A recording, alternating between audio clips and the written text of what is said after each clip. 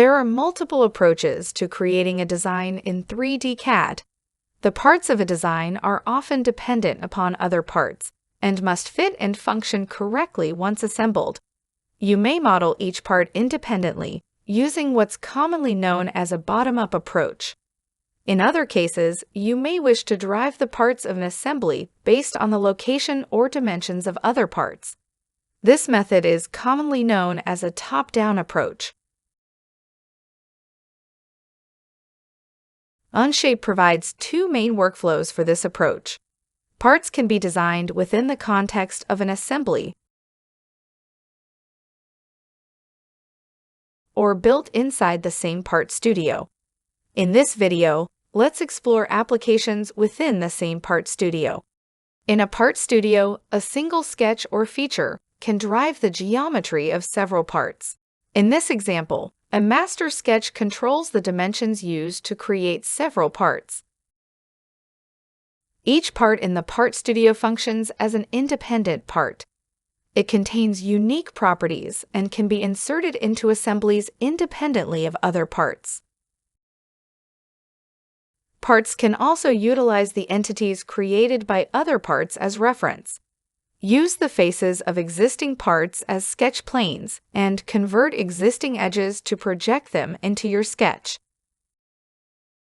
Other parts may also drive the end condition for certain features, such as terminating an extrude feature up to the face of another part. You can also apply additional features like fillets to multiple parts. Since they are all in the same part studio, only one fillet feature is required to fillet the edges of various parts.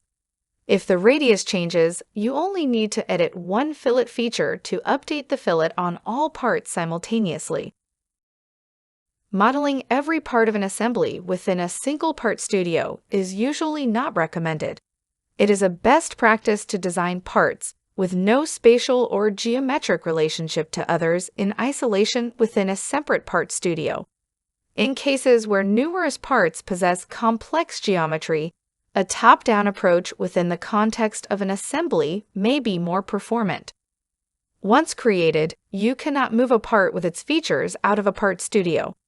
Part studios are not assemblies and, therefore, do not provide the same dynamic motion of components. When you require multiple instances of a part within an assembly, it is best to instance parts within the assembly rather than a part studio to avoid repetitive modeling.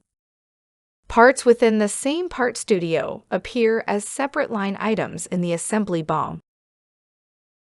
Occasionally, you may use multi-part methods to break up a single part temporarily. For instance, in this case, you must hollow out most of the handle with a shell operation, but leave more material at the top for the rigidity of the design. Temporarily split the part using a plane and a split feature. Shell the portion of the handle that should be hollow, and then join the two parts back together using a Boolean feature. There may also be cases where a single part must be modeled as two separate parts and joined with a bridge. These techniques are commonly used for building multiple parts in the same part studio and demonstrate their power within Onshape.